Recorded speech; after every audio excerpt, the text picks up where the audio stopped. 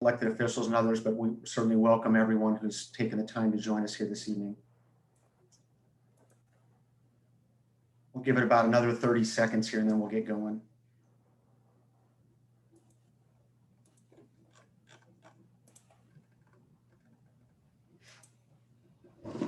Larry, you've been told you have a great background. I appreciate that. All right, folks, well, let's get started here. I appreciate everyone taking the time to join us today.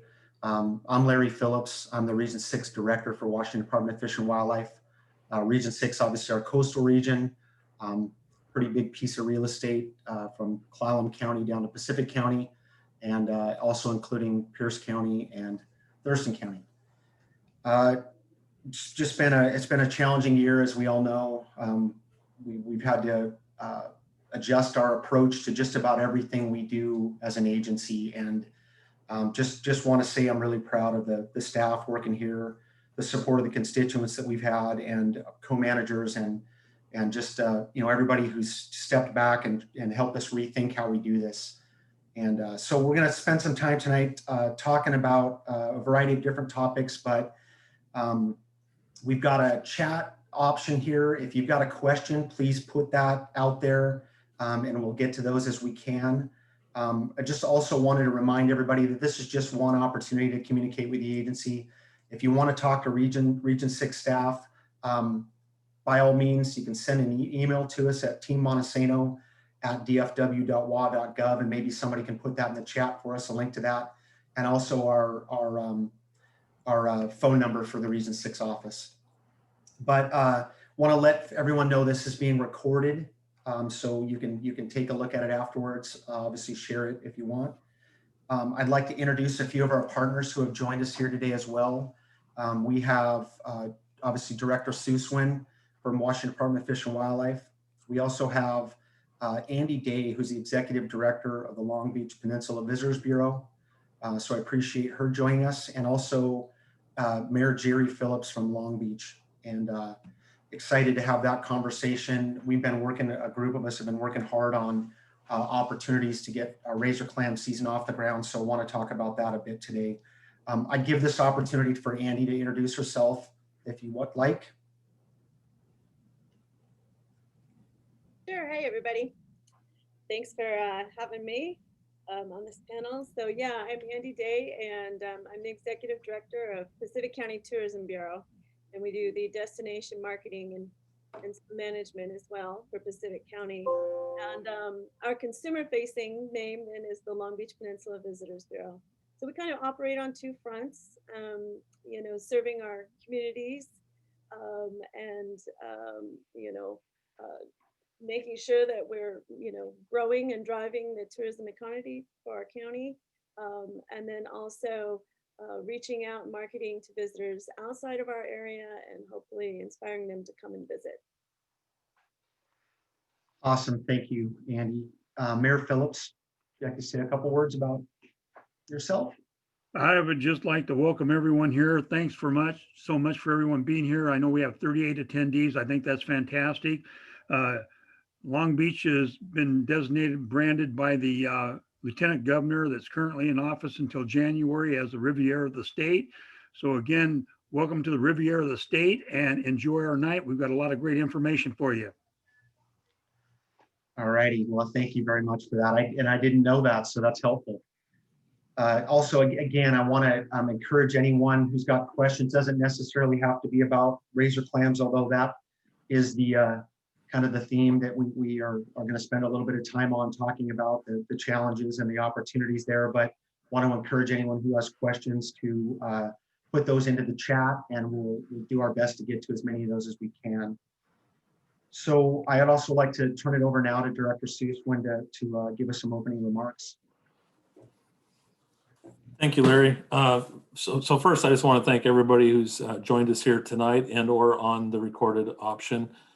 We know there's a lot going on in the world today, and everybody has a lot of competing challenges for their time. And so it's really, we truly appreciate you taking the time to join us tonight. This is at least our second virtual town hall for Region 6. We're continuing to go around the state. This is our attempt to connect with the people we serve. It's critically important for us to hear directly from you. I realize it's no substitute for an in-person meeting, but it's a platform we have available to us now, so we'll make the most of it. And when we have the opportunity, we'll make sure we get back out there to talk to you directly. As we're making this round of town halls, we're picking an issue of particular importance in each region and highlighting our partners as well. And so, as Larry said, we're going to be talking about razor clams tonight, and we'll talk a little bit about, the challenges we've gone through too with COVID. We face the same challenges as other businesses and or organizations and or agencies. How do we keep our people safe? How do we keep our agency productive? But the extra challenge is, how do we manage the resources that we manage? Hunting, fishing, and our lands, about 1 million acres of lands and 600 water access sites. How do we manage those in a way that's not only safe for our folks, but for people recreating there? And so it turned out it was, some really tough decisions in closing some of those opportunities. Unbeknownst to us at the time, it was going to be more difficult to get them reopened. And we can't do that without our partners. And so this round, we're also highlighting the efforts with our partners, other NGOs, state agencies, our local elected officials, local health officers, state health officers, et cetera, to get these opportunities back open. It's critical that we do that. We are seeing increased demand for our services, not just here. Fish and wildlife agencies across the country are seeing increased demand for public access and public opportunities. Folks aren't traveling. We have the advantage of being local everywhere in the state. We have an opportunity for everybody in the state on our lands or on our activities. And we're seeing that huge increase in participation. We are an outlet. A physical and mental health aspect of COVID is that we have some services that are more important now than ever. And so it's crucial that we stick with that and make sure that we keep those opportunities open where we can. And so we'll also save some time towards the end of the evening for those questions that Larry talked about. Again, our opportunity to hear directly from you. So we got some great guests and it's great content. So I'm going to quit rambling on and turn it back over to Larry. All right, thanks for that, Kelly. So one of the next kind of point here is to just do a quick status update of the razor clam season. And it's really tough to talk about right now. And I think everybody understands the challenges we face, but, just backing up a little bit, we came into COVID hits us and springtime challenges with, oh boy, we're going to send thousands of people to the coast. And we made a real difficult decision after long conversations with the local county officials. And it was just a real difficult decision to not have those spring razor clam digs. So fast forward, Dan Ayers and his team doing the amazing work that they do. They get out on the beach, and lo and behold, consistent with what 2019-20, we had, a record number of razor clams on the beach. Everybody's just, how the heck are we going to be able to get at these things? We need to move fast and get a work group together.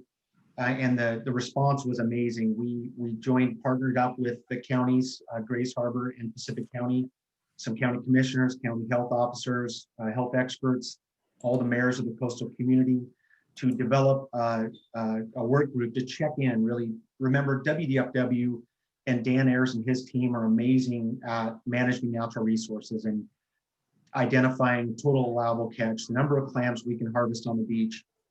But the reality is that there's a whole nother layer of management that we had to dig into this year, and that is public safety. So early conversations, commitments from everybody to do things like address sanitation.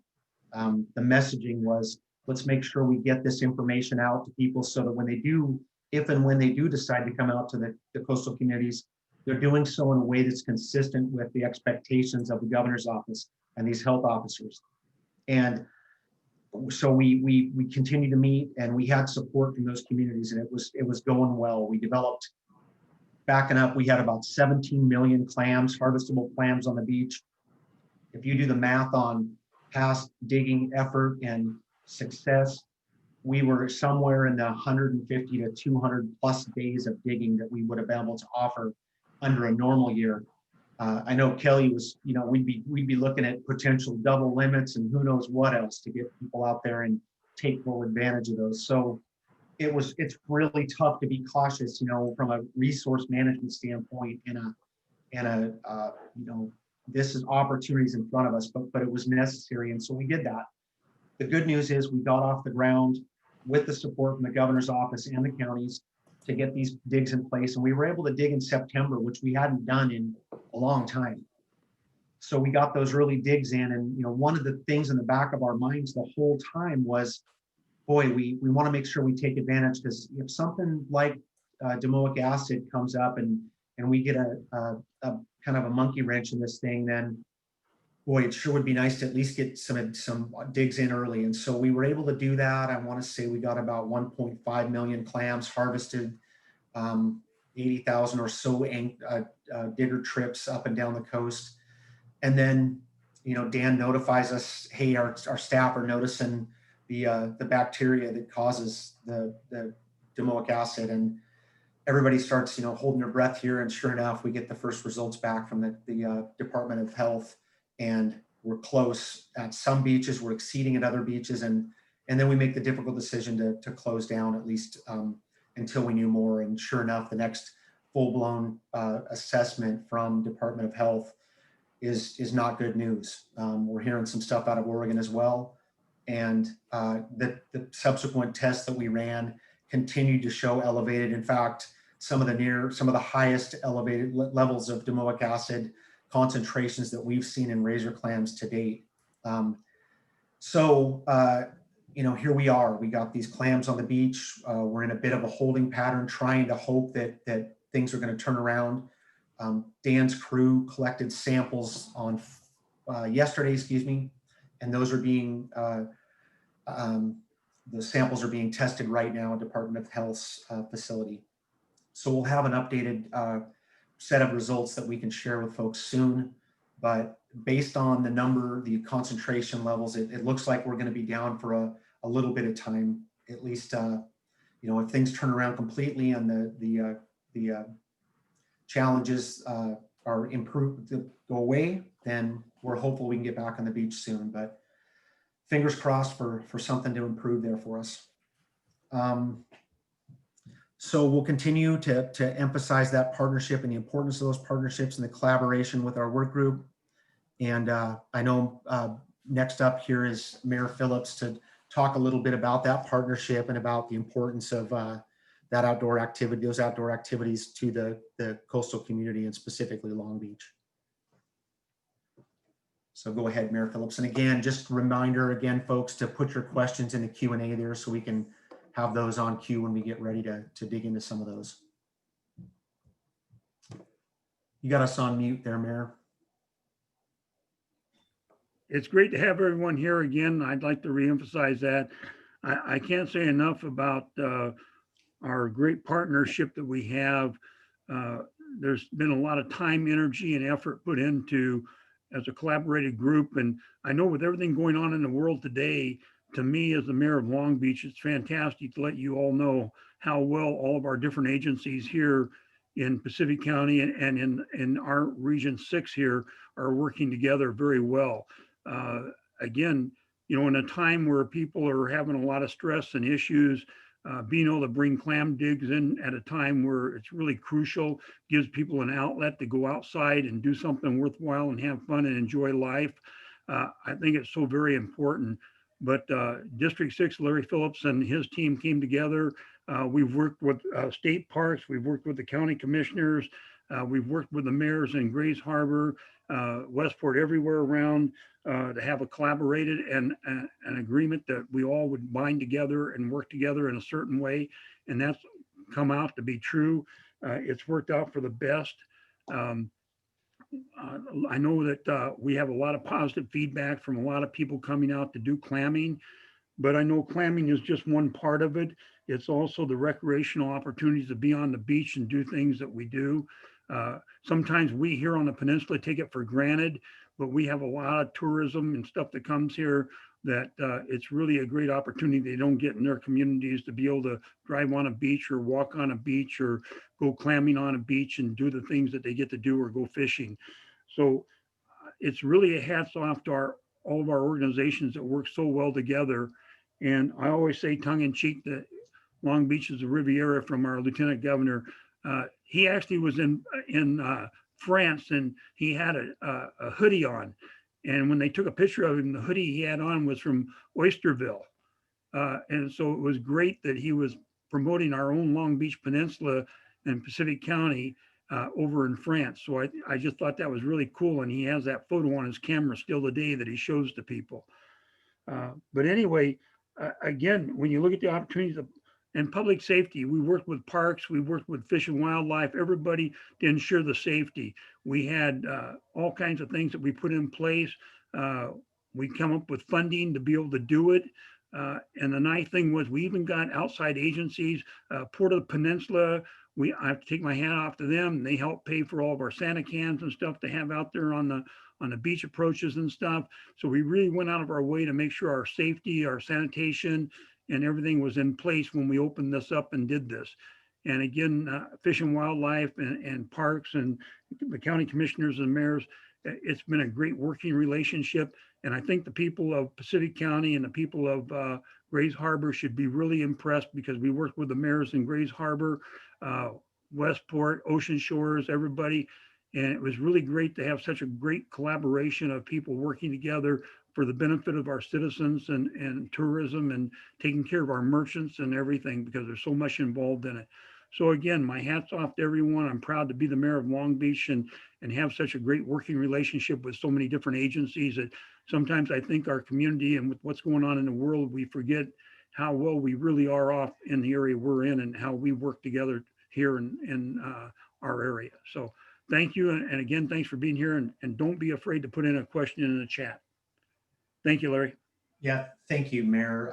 Just reiterate that real quick. When we had the discussion about, and resources are short, when we had the discussion about sanitation and keeping people, away from public restrooms and where we needed to put those, every Ocean Shores, Westport, all the counties, state parks, everybody just raised their hand to help out with that effort. So I'm convinced when this thing turns around, we'll be in a great place to capitalize on some of that momentum and get us back on track to get out on the water again. So appreciate that, Mayor. Andi Day.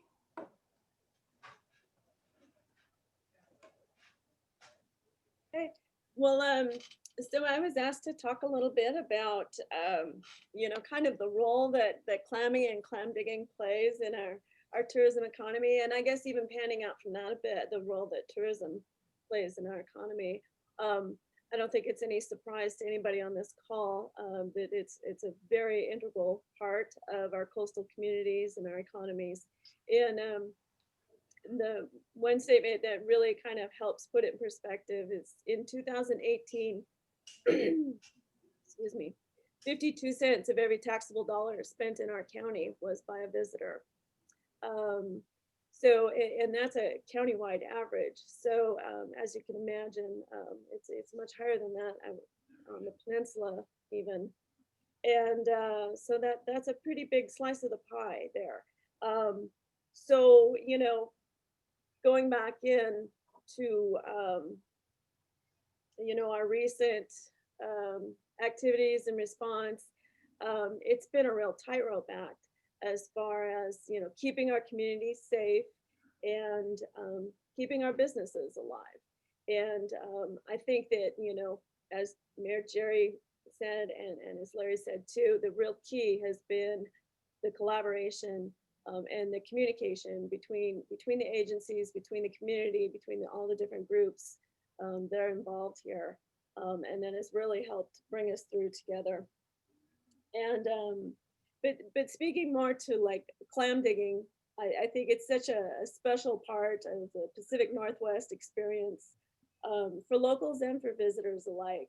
I think that, as a tourism product, it's something that is so unique to our area.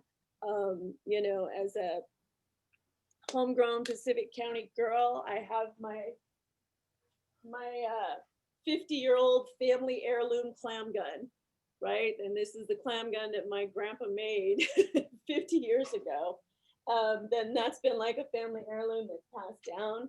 And I think every family in the Pacific Northwest has those treasures, has those photographs and those memories. It's an integral part of our local traditions and culture and heritage. And it's a really unique thing that we can go out as a multi-generational family and do this subsistence, this food gathering activity.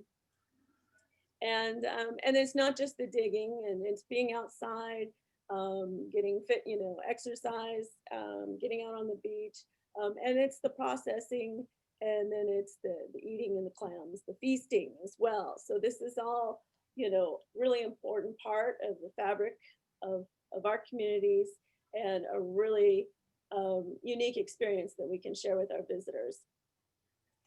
So as a tourism product, we love to talk about clam digging. We love to promote clam digging. The other thing that clam digging is great for is it's a great way for us. We're always looking for ways to extend the shoulder season and the off season. And so the seasonality of clam digging is perfect for that.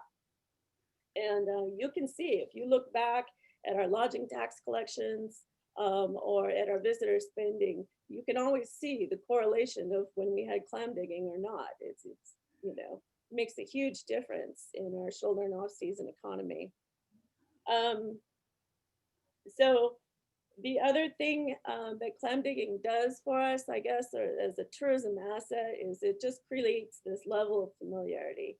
So a lot of times that's kind of like the first touch or the first experience. That might be the thing that gets people down for the first time. And then maybe they'll come again and again throughout the year, or maybe they'll try other activities. But it's a great way for people to kind of be exposed to our area and maybe even become residents. I think that's happened a lot of times too. On the downside, clam digging, has its challenges as a tourism product. We've learned the hard way. You cannot hang your hat, your marketing hat, on something that you have no control over. So we've learned to be very careful about how we market clam digging. We know that we can only publish digitally. We can't put anything in print. We don't know. It could change just like that. And we have to be very nimble. And so we've learned to work very closely with Fish and Wildlife, to be very deliberate and careful about the language that we use and the sources that we cite. And to really inform people and educate them about the process, about, that first there will be the tentative announcement, then there will be the testing, then there will be the confirmed digs. And so we try to share that with people. And Fish and Wildlife has been such a great partner in giving us the tools and materials and the references to do that, so that everybody's informed and understands the process. And we also really like to be able to, we like, I guess one of the ways, that's how we address that challenge. Another challenge is, I call it the in and out clam diggers, right? It's like they show up, they dig clams, they leave. Well, as host communities, we'd like them to stay a little longer and spend a little more. And so some of the ways that we, try to address that challenge would be to, increased engagement. So getting them to share their pictures, their posts, their contests, things like that, that social engagement. And again, there's really great opportunities for partnership with that. Jason's fabulous to work with on that. And we like to really cross promote with our communities and with our agencies. We always try to encourage and facilitate overnight stays. For those that are staying overnight, we try to get them to extend their stay. We try to give people suggestions for activities and attractions, the other things to do while they're here, so that they will, stay longer, spend more, and be more engaged. And of course, we want to invite them back. We want to make sure that they have a great experience and increase their likelihood to return. So those are the things that we have seen, when we set goals for our destination marketing. Again, going back to that shoulder and off season, we know that's really key for us. That's what is going to make our tourism economy sustainable, is if we can keep people employed year round, if we can keep businesses open year round. And so that's how we really rely on clamming to kind of help us push that out and keep that flywheel turning throughout the year. So. All right, Andi, thanks a lot for that. That's really helpful. Maybe also, I know that we anticipate about, on a good day of digging, we can see as many as, we have documented up to 30,000 diggers. Now that's obviously on all of our beaches when we can open those on the same day, but just from putting that in perspective, I mean, I know you and I have talked a little bit about the number of visitors that Pacific County sees.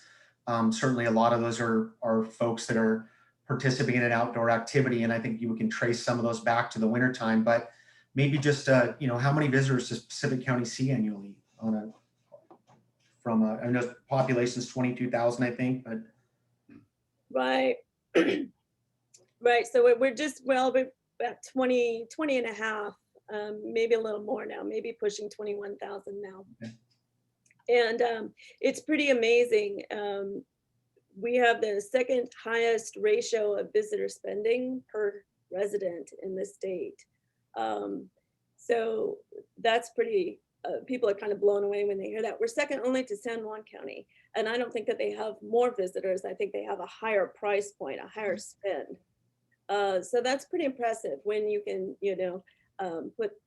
imagine that. I'm always so impressed and amazed and proud of how hardworking all of our people are in our industry, because you've got, your residents here. And then if you back out your kids and you back out your retirees, you've got, roughly 6,000 to 8,000 people kind of doing the work and hosting, including day travelers, over 3 million visitors annually. Wow. Yeah. Yeah, that's amazing. We estimate about 1.3 million overnight visitors annually. Well, I know you touched on also the fact that it's challenging to anticipate this kind of thing. I know we're working hard to try to do all we can to provide as much notices and as much consistency and opportunity. That's not just Razor Clams, it's the agency in general. When you're an industry that's built around opportunity, clearly predictability is huge for us. And, I know that Dan Ayers and others have worked with different folks on the economic benefit of Razor Clams on the coast. And we anticipate in a good year of digging, we can see anywhere from $20 to $50 million worth of economic benefit to the coastal community. And so that's something we've always got in the back of our minds and trying to do as good as we can of supporting, first and foremost, recreational digging opportunity, but also, the communities around that are going to support those opportunities. So I really appreciate you and the work you and your team do. And go ahead. Larry, could I just throw something in? Please. I know they're talking to a lot of merchants just in the city limits of Long Beach. I mean, the clam digs bring a huge impact into the businesses of Long Beach. And I know that we go anywhere from 2,000 to 50, 60, 70,000, depending on what event we have going on in the peninsula. So it's always a huge impact. And with our recreation on the beach and the clam digs, it's a major part of our events that we need to keep supporting. And with your guys' support and help, that will keep us going. I appreciate that, Mayor. So I'd like to get Kelly, Director Susewind, he may have had some experience with that same Riviera clam gun that you were talking about. And don't let it fool you, he's an experienced shovel digger and can't wait to get back on the beach as well. But Kelly, maybe you can share your thoughts on the little last conversation we've been having here. Well, Larry, thanks. Great conversation. Truly is a success story for us, only because of the collaboration available, because of the collaboration. Clam digging is an incredibly unique Pacific Northwest activity. Nice low barrier to entry, family activity, as you said, exercise out on the beach. Comes with it that long heritage. You're right, I've got a 50-year-old shovel to match Andy's 50-year-old clam gun. Unfortunately, or I guess fortunately, I was actually there when we bought it, so I showed my age a little bit there. But truly a great activity, and we'll get there through this collaboration to get back on the beaches, because it is so important to the local communities and to the state as a whole. And so really look forward to that. We'll get through this domoic acid episode we're on right now and get back out there. As Larry said, we've got incredibly abundant clams this year. We've got so many clams that Larry can dig a limit this year. So we look forward to getting back on the beach. Thanks for that, Kelly. I got you back, man. A little bit. I think I got a few more digs in than you, but appreciate that. No, in all seriousness, folks, it's something that a lot of our staff participate in. It's a unique opportunity that we see a lot of folks just buy. You might not be into fishing or hunting, but you buy a razor clam license, and you've been doing it since you were tiny, and now you've got kids and grandkids going. So it's it's certainly it's a Northwest experience, and it's something that we're really proud to be part of and want to get back on track here. So look forward to a quick recovery from this. And again, we talked about it earlier, don't know what's happening at the public health side of that, but we want to be in a position to take full advantage of all we can once things get back on track. So I want to thank everybody. We did a couple razor clam questions here. I know we're going to move into the Q&A portion. So we got a couple of razor clam. We got one from Jeff from the Chinook Observer. Is it normal for razor clams to have high levels of domoic acid this time of year? I don't know about normal. And I know talking to Dan, there is no really pattern with razor clams in terms of what we would anticipate seeing. But that's why Department of Health and the agency are so connected on making sure that we're diligent about it. We've got a long developed, very regimented protocol on how to test, when to test, what happens. So right now we're in kind of a holding period. Once we get a clean test, we're going to need to get another clean test 7 days after that first one, so that before we get support from the experts, the Department of Health, on the reality that those clams are safe to eat and don't pose a challenge.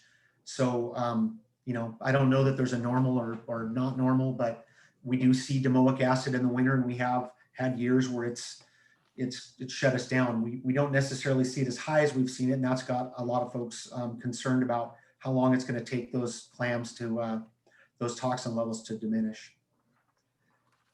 The next question here, another one, razor clams. Why were the northern beaches closed even though domoic acid levels were lower? And that's a real, that's a challenge. Obviously, there's a public health piece of that. When we initially had the conversations at the beginning of the season, we knew that we were going to get significant participation. Our lands, public fishing, shrimp fishing, a lot of the other activities that we manage had record numbers of participation this year. And we knew that folks were looking for something to do. And that when we opened razor clam digging, we were going to see the people show up in large numbers. So the collaboration between the health officers and the counties and the mayors was that we wouldn't open one beach without another one open.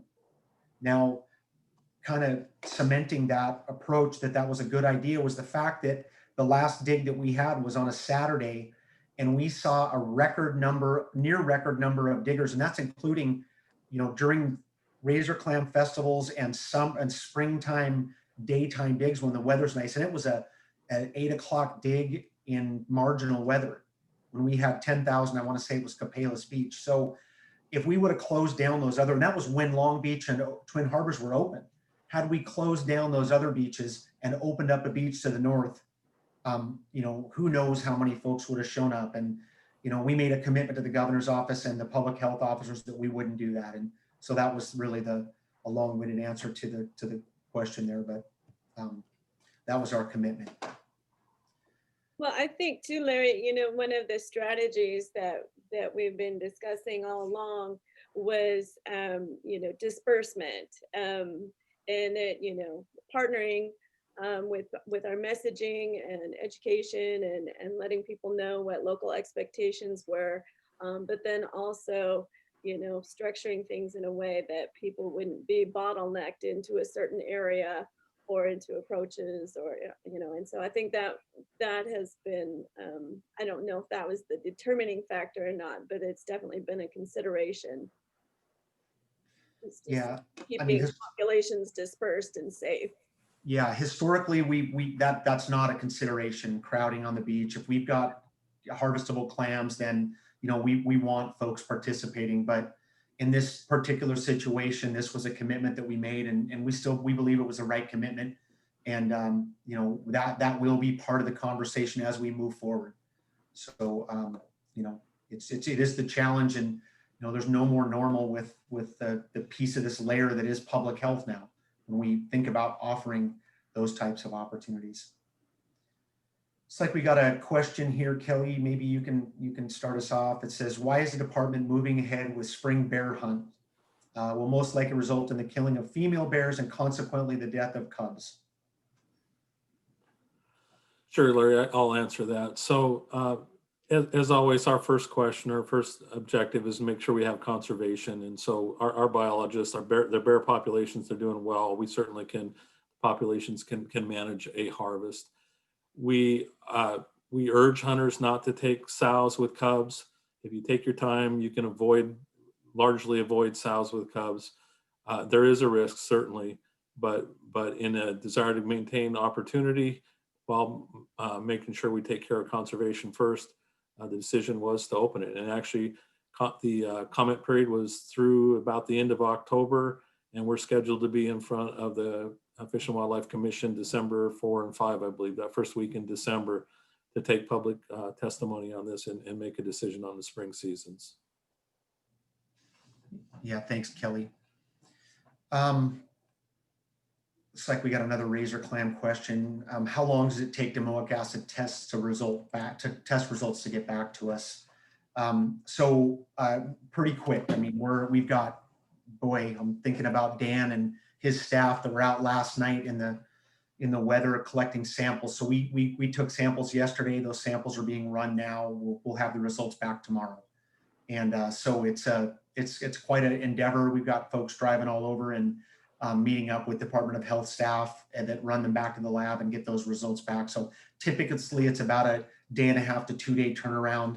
I know we've had tests that have come back sooner than that, but we try to give ourselves a little bit of time for those logistics of moving folks around and getting those tests back quickly.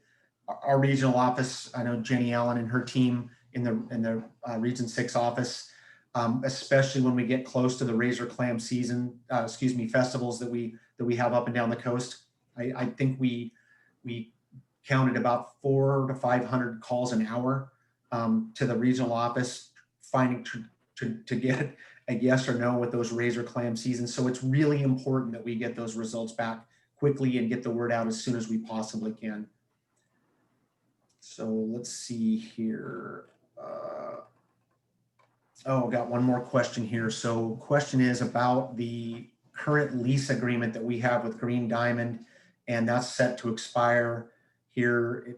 It's expiring in 2 years. The current lease agreement we have, we're talking about the 7400 access on the Wainuchi Road. I think, Kelly, it might've been the first day on the job, maybe even before you started, when you and I and met up with some of our commissioners and elected officials to celebrate the opening of that access point. So something we're proud of. We're proud of the partnership with Green Diamond. We worked hard to get that in place. So folks don't know, it's industrial timber, some challenges with access to the river. There was a boat ramp upstream that was right on the main line for the logging trucks and operations that would go by. So there was a safety concern. So we dug in and met with Green Diamond multiple times, and we're able to get an alternate access built and in place. And we got a 5-year lease, which is set to expire in 2 years. We're already in communication with Green Diamond about an extension of that, and all indications are that they're going to support us on through that process. But it is a cost to the industrial timber. I know there's lots of different opinions about how that operates, but really they were leasing it out to some private folks before we were able to secure public access. So we're hopeful that we can continue down that path and continue to offer that access.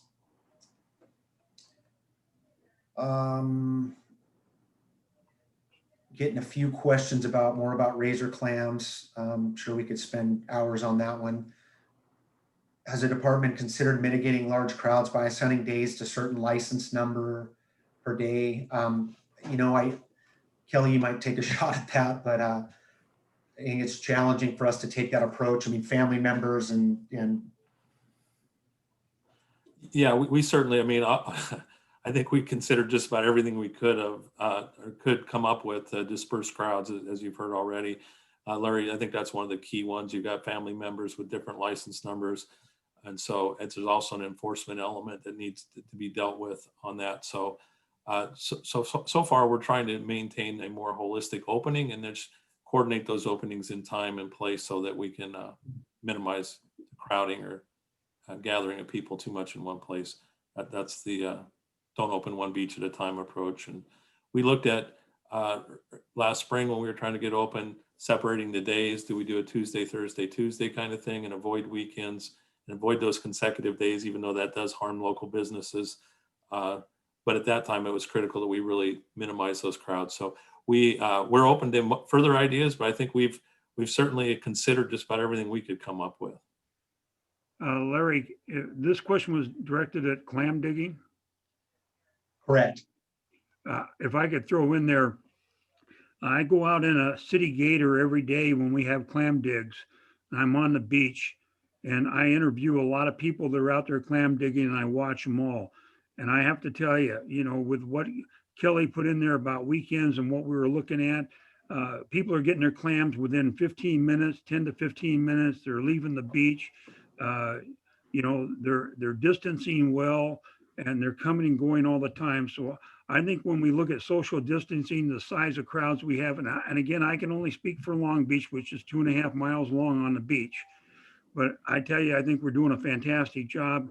And I think the people coming out clamming are not spending, an hour out there per person trying to clam. So I think from a standpoint of social distancing and things, I think we're doing fantastic out there. Yeah, thanks for that, Mayor. I know we're trying to do all we can here, but I got a couple more questions coming in here. Kelly, maybe you can take a stab at this one. What is the department doing to support orca recovery? Oh boy, Larry, we're doing a lot of things. So habitat improvements. We've got we're looking at increased production from our hatcheries. And we're obviously have our rules in place right now to try to keep boating distance away from orcas. So it's a multi-front effort, and we're continuing with that. Right now, things are we're hopeful. A long ways to go. The tremendous challenge facing these animals, but those are off the cuff. The things I can think of that we're doing: whale watching rules, habitat improvement, hatchery production, and just increase patrols out there to make sure we can help boaters stay away from them with 300 yards to the sides and 400 yards front, fore and aft.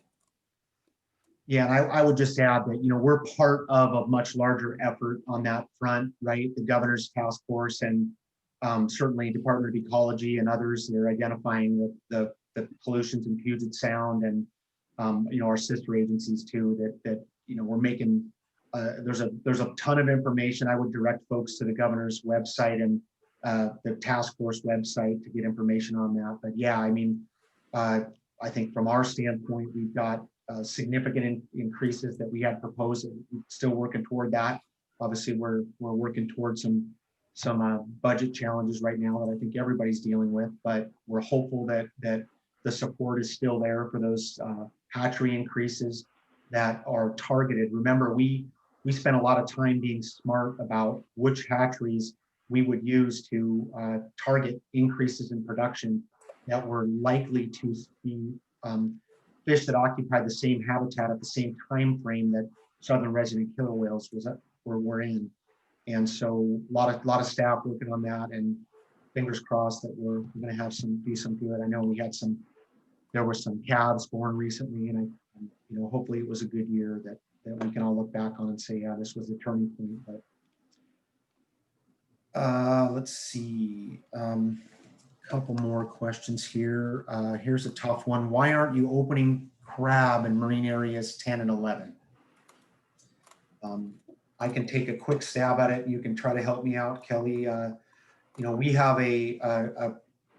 our shellfish unit, Chris Erdley and his crew do a really good job of stock assessment work, both prior to any proposed openings and after we do have the openings to see the health of those populations. And really for marine areas 10, 11, 13, and even 12, those are Hood Canal, South Puget Sound, Seattle area, and then the Tacoma area.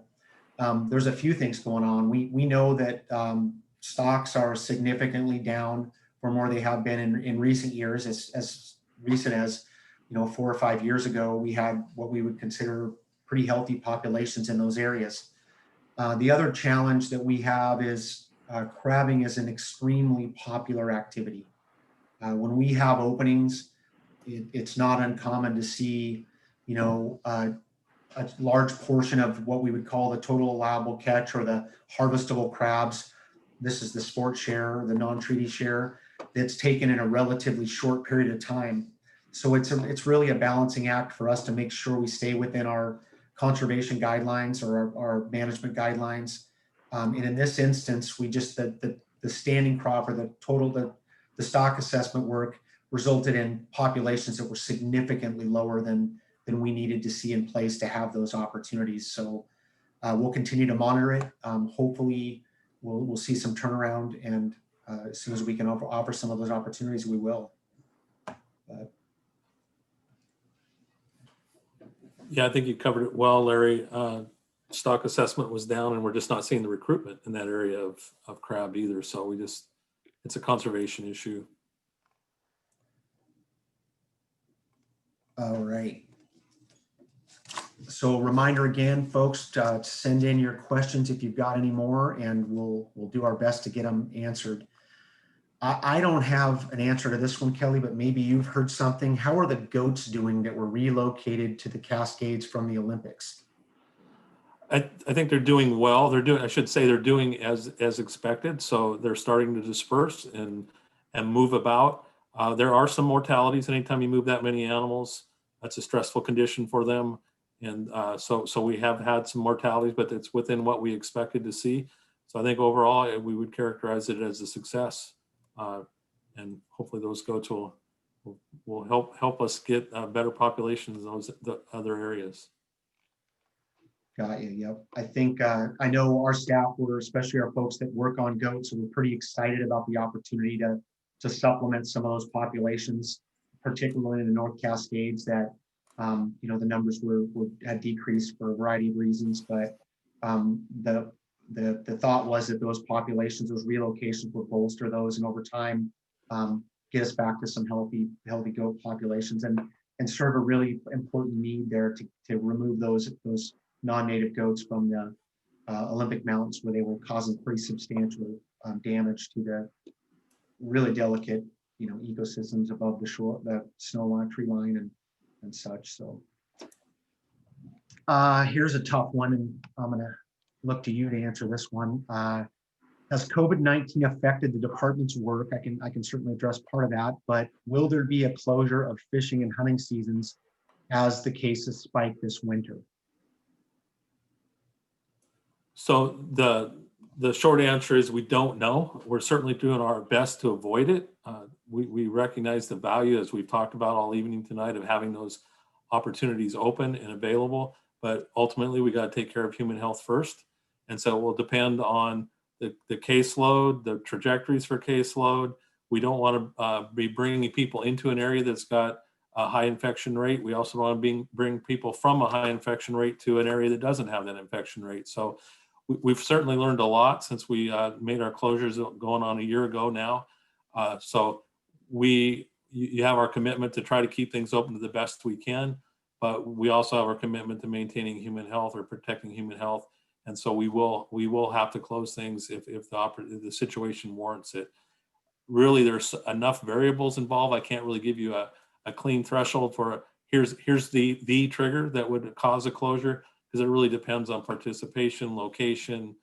Is it a local activity? Is it an activity that brings people from outside there? There's so many variables that we're just going to have to be astute and stay on top of all of them and make decisions on a case-by-case basis. Yeah, I think it's, Kelly, it's certainly affected the department's work. I guess that's one of the pieces of this. And, there's no better example of that than Region 6. We have, a ton of seasonal staff, and those folks are working in close contact, obviously out with the public at times.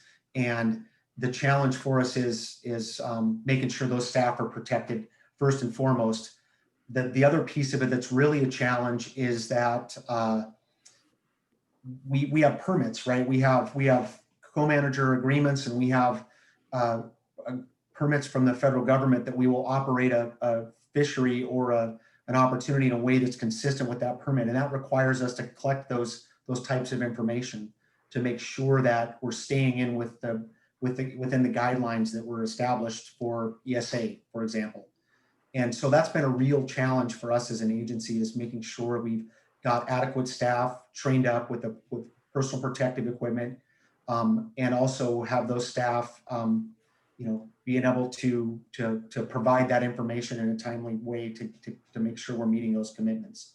So it's, as far as, don't know what's going to happen here, Kelly, as far when we move into the winter. Obviously, we're all watching the governor's, order come down that talks about, what businesses can operate. And my phone lit up yesterday. I'm sure yours did, and I know Kelly Cunningham's did, with information about, what does this mean to things like guiding, and what does it mean to other opportunities that require us to run a business that's potentially associated with being outdoors and being in contact with people. So we'll continue, I think, to provide updates as we get them. And at this point,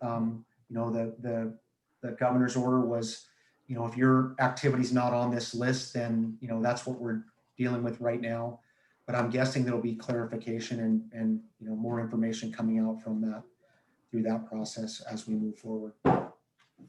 Yeah, good points, Larry. Again, I think we're emphasizing trying to stay open where we can, assuming we can protect our staff and the general public.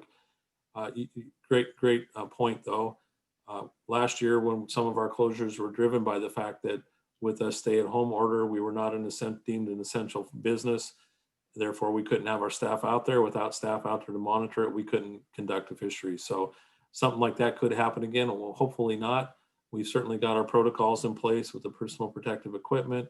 That was a new game for us too when this all started, but I think we've got our protocols in place. We know how to put people out there safely, depending on the overall health picture of it. So we'll work hard to keep things open if we can. So I got a question here about, is winter steelhead fishing going to close on the coast of Washington? We have a meeting, I want to say on the 24th, next week or 2 weeks, excuse me. We've got some challenges. Obviously, we haven't met escapement, I want to say 4 out of the last 5 years in the Chehalis system. Our steelhead management plan allows us a 10% mortality or 10% impact on those stocks. Those are cumulative. Those are the co-managers and recreational fishers. And so there's some challenges there with us developing a fishing plan that provides some opportunity but stays within those guidelines. So if you're interested in you're voicing your thoughts on how we craft the seasons coming up here this year, this upcoming opportunity, I highly encourage you to participate in that. I think it's a town hall. I want to say it's at 5 o'clock on the 24th, but please check our website on that and stay tuned. I know that it's a tough decision, tough challenge to make sure we're balancing, our commitments to conservation and also providing meaningful opportunity. Really what we've got is a bunch of hatchery fish that are going to be returning and some potential challenges with meeting our escapement objectives for wild steelhead. Looks like we've got a question about the NEMA nacelle. Nacelle and NEMA Forks Creek hatcheries aren't able to operate at maximum production due to low returns and egg collection in the past years, even though governor's legislation authorized funding. Why can't we share Chinook broodstock across 3 rivers, given that salmon have historically strayed between these rivers? I don't know if you have an answer for that one, Kelly. I haven't talked to Ron Warren or others recently. I know we have a Willapa Bay policy that we wouldn't move stocks from one river to another. Recall that we're working toward restoration and management of wild fish for those systems, in addition to some hatchery opportunity. So that would be my answer. But we probably need to refer to Ron and others. Yeah, that's you're more of a fish guy than I am, especially here in Region 6, Larry. I think that's pretty spot on. So we are, as folks know, just recently conducted a review of the Willapa policy. Hopefully in December, we will finalize that review with the commission, the Fish and Wildlife Commission. At that point, we'll take up see what the commission wants to do. One of the options is to revise that policy. Under that revision, things like moving eggs around, where you do what production, those are the types of things that would be addressed in a new policy should the commission decide to go there. They've not landed there yet, but I think similar to other recent policy reviews like the Columbia, the policy is not working really well for anybody. So I would be surprised if the commission doesn't consider changing that policy going forward. But December would be a good opportunity to get involved with the commission to present those ideas that you have. Yeah, thanks for that, Kelly. I know there's been a lot of discussion and both with Willapa Bay and Grays Harbor policy as we move forward. So public engagement in those processes is critical for us to make sure we're getting that information and helping us move forward. Got a question here about, is crabbing season threatened by domoic acid? So the answer, the short answer is yes. It can be. Typically, the domoic acid concentrations have not resulted in a closure of the recreational fishery. There has been, I think in the past, a closure of the commercial or a delay of the commercial opener because of that. I know that we're continuing to test right now. I think Dan Ayers responded that the viscera, which is not the tissue of crabs that was recently tested, I think last week, did not exceed the DOH threshold for domoic acid that would trigger a closure in the season or restriction on or advisory on consumption. So that's the good news. We'll continue to monitor that, continue to keep an eye on that and provide guidance from the Department of Health. Andi, I know that Mayor Phillips also, obviously commercial Dungeness crab fishery off the coast of Washington, both Grays Harbor and Willapa are massive for the economic stability of those communities and the industry in general. So I don't know if you have any thoughts on that, but we're going to continue to monitor it and make sure that we're up to date and got the latest information we have.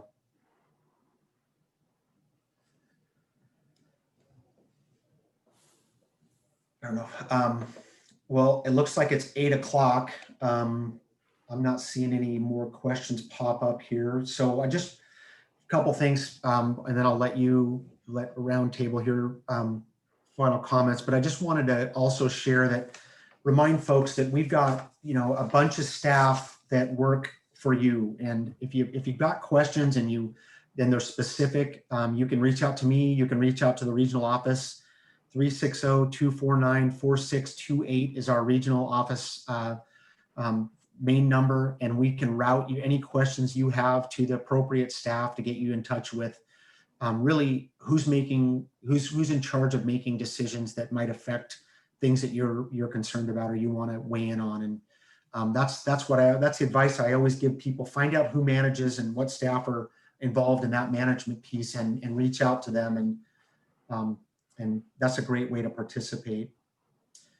And that's all I've got. Kelly, I'll look to you to, and maybe Andi and Mayor will go through each of us here to closing comments. Sure. Thanks, Larry. Again, I'll repeat my thank you to the folks that took the time to join us tonight. We know how busy people are. We really are committed to improving our partnerships. We recognize that we work for you, and that's why we're here, is to connect directly with you and hear directly from you. If you have additional questions, Larry, great hint there to give a call. If you don't remember that, you can remember, just send an email to director@dfw.wa.gov, and we'll make sure you get an answer should you come up with questions at any time tonight or after that. Big thank you to our partners for spending the evening with us, and more importantly, for spending your work careers with us as we work together to provide these opportunities to our constituents. With that, again, thanks for being here tonight, and I look forward to, we'll be back hopefully in person one of these days, and certainly virtually if not. Hey, Kelly, maybe I just add, I noticed there's some comments on the chat and Q&A. So there's two options here. I know we didn't get to all the questions, and that certainly wasn't intentional here. Please forward those questions on to myself or through the agency. There's lots of avenues to do that. We're easy to get a hold of. So please stick with us. This is a new technology for me in particular, but Kelly's used to it now, but I'm struggling with it still. So we want to make sure we're doing all we can to support the citizens of the state and the opportunities that are important to all of us. Any final comments from you, Andi or Mayor Phillips? Go ahead, Andi. Anything you want to say, and then I'll go. Okay, thanks, Jerry. Well, thank you all very much. This has been really great to see everyone, and it's great to see so many people on the call. And I just, I'm going to throw the website, visit longbeachpeninsula.com, and my email in the chat there. So if anybody wants to follow up with me on anything, I would welcome that. And I guess too, just, we're so fortunate to have such great partners. And I'm so proud of the work that we're doing. I meet with my peers from all around the state, and I think our region really is doing a fantastic job, and I think we're lucky to have such a well-managed resource too. That's a thing that it's at the base of it all. Our tourism product is based on our natural resources, and we're lucky and fortunate that those are so well managed, and it's not an easy job. And with that, I guess I would say good night. Thanks, Andi. I would just end the evening with saying again, like everyone else, I'd echo thanks for everyone joining us. I think it's fantastic to have such a great group. The other thing is, it's really a challenge when you're trying to balance public safety with recreation. And we have so many recreational opportunities, from fishing, shellfish, to everything else that we do here. And so with the collaboration that we have a very unique group that works very well together, trying to take care of the public safety, both for our tourists, but also for our citizens. And so again, with that all said, we're always trying to find the best way to make the best ends come to the end of being able to help our citizens and our tourists to come out here and enjoy our world that we get to enjoy daily. And again, we couldn't do it without the collaboration of all of our agencies that we work with. So again, I want to thank all the other agencies for tonight for being here, and also want to thank everyone for being on board and listening to what we have to say, and don't hesitate to ask questions down the road. Thank you and have a great evening. And remember, stay safe, distance, and wear masks. From the Riviera of the state of Washington. So appreciate everyone's time tonight. Thank you. Thanks, everyone.